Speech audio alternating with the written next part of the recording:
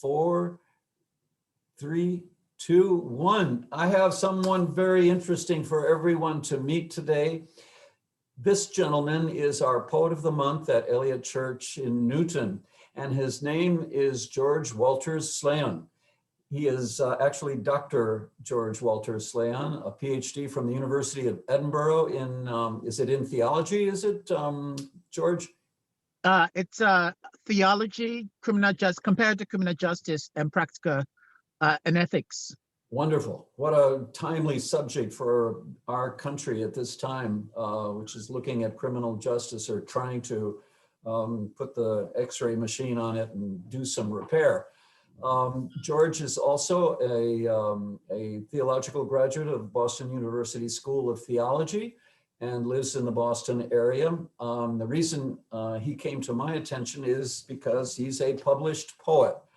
A church member gave me a copy of this for Christmas. It's called Nuggets from the Night, an anthology of poetic expressions, volume 1.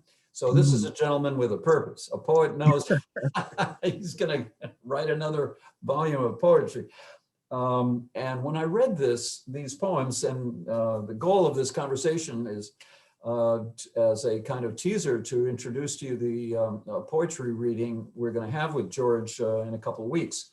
But when I read these poems, I thought these are terrific meditations, perfect for worship, and so I guess my first question to you, George, is how does a full-fledged academic scholar like yourself also have the nature to write poetry? How did you get interested in poetry? Well, thank you, Dr. Chrisma. I really appreciate this opportunity. Well, my academic training and my background is very eclectic and interdisciplinary. Academic-wise, it's philosophy, theology, religion, practical theology, ethics, criminal justice, criminology. And religiously, it's also eclectic because I'm a minister in the AME Church, but I've also been a minister in the United Methodists and the Baptists and Pentecostals. So that's a little bit of my background. But my interest in poetry goes back way back to about 20 years ago when I started just jotting thoughts down. You know, I kept a diary beside my bed. And that's when I began to write things. But it became very poignant in 2008 when I would wake up in the middle of the night. It's like someone waking me up, and just begin to write poetry, you know, and the poems would just come, the words would just come. And I would wake up, up to 10 o'clock in the morning, I would have scraps of paper all over my bed. And this continued for quite a while, you know, I think for about 3 years. And then it stopped. It stopped because I was involved in my academic work. But that's my interest. But then I decided to publish them. So I've got more than what's in that volume, actually. So, yeah. Well, for most people who start out in that fashion, they're very reluctant to share it. You know, it's always a matter of, well, it's not good enough or it's very private. But you've taken it a step further, the rendering a diary into something that's publicly, you know, that you can share publicly. And that also is interesting to think about because we've now suddenly been introduced to poetry in a public way through the, you know, the Biden and Harris inauguration with Amanda Gorman, who delivered this stunning poem. Yeah. And turned the private practice of poetry into a public event that gathers together all the you know, practically all the issues we had. That's what did you think of the poem yourself? She was absolutely inspiring for her age and her background. She was inspiring. and I was absolutely, I mean, proud of her, but quite excited, to see her on that stage. So she did a fantastic job. She was good, Yeah. but I think she walks in the tradition of Maya Angelou, Langston Hughes, and all of these people. And and when I heard her, I saw her. I mean, listen to the cadence in her voice. It's so unique. She's got a particular unique style of rendition and presentation that is just captivating, you know. So I was absolutely impressed. I was impressed. Captivating is the right word, and that makes a good poem when you have the rhetorical skill to keep drawing the audience along. And she was going very quickly. She read very fast, and like you said, she had her own special style. But it had all the marks of classical poetry. She was using the standard devices. I know you teach them in your classroom, and I have too, of alliteration and the whole the metrics that Mhm. she used it was sort of a cross or a blend of classical and rap. She had sort of merged those, and the diction, of course, the choice of words was phenomenal. But that's all by way of saying why poetry? Why do we have poetry readings like we're going to have with you in a couple of weeks? Yeah, poetry is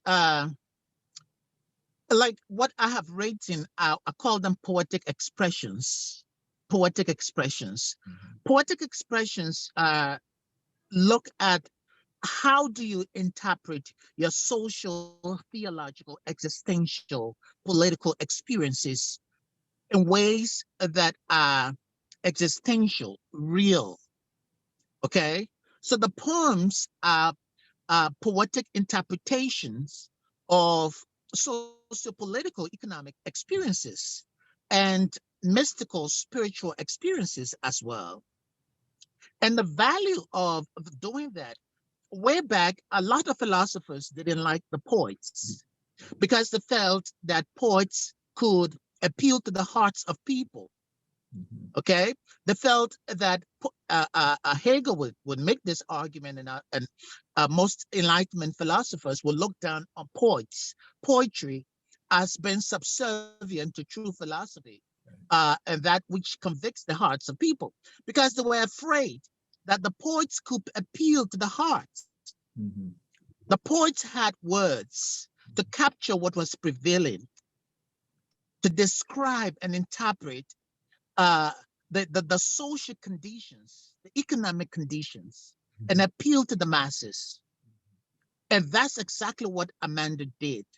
And that's why it's so powerful, because poetry goes to the heart. It's intellectual, but it appeals to the existential. And I think in this case, for my poem, you have captured it well when I got your email.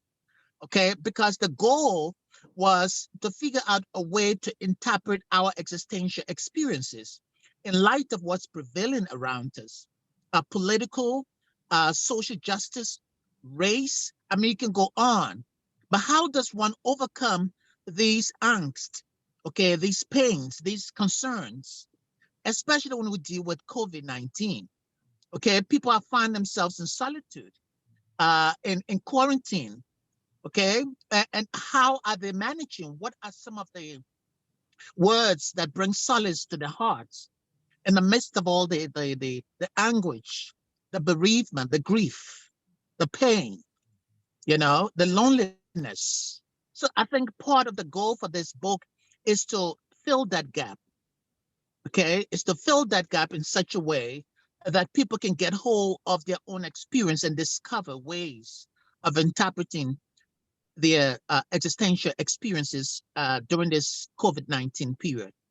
Oh, that's so well put, and it should tell people that they would do well to attend our poetry reading. I'm looking here at our schedule that we'll advertise it, but if you want to write it down, it'll be Saturday, February the 13th at 5 o'clock by Zoom, and we'll put out the invitation. But it'll feature George And we'll solicit poems from the audience and have a discussion with George about his poetry and what it means to him. It is so true what you said, and it works both ways. That it's writing poetry is a solace to the writer as well as to the listener or reader. And what Amanda Gorman, did in those 3 or 4 minutes, it wasn't very many long, is that, well, she illustrated why, wasn't it Socrates who banished the poets from his republic? She illustrated how the power that poetry can have, but it does take a skilled person and someone who knows their own heart. Like you said, it is a heart endeavor.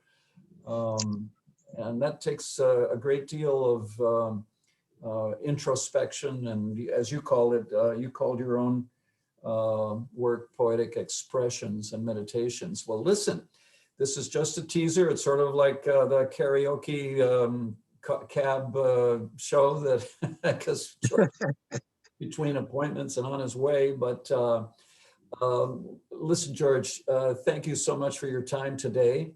And we look forward to working together, reading poetry together on Saturday, February 13th, okay? Thank you very much. I really appreciate it. Well, I'll sign off for now and we'll say to be continued. Yes. Okay, all right, bye now.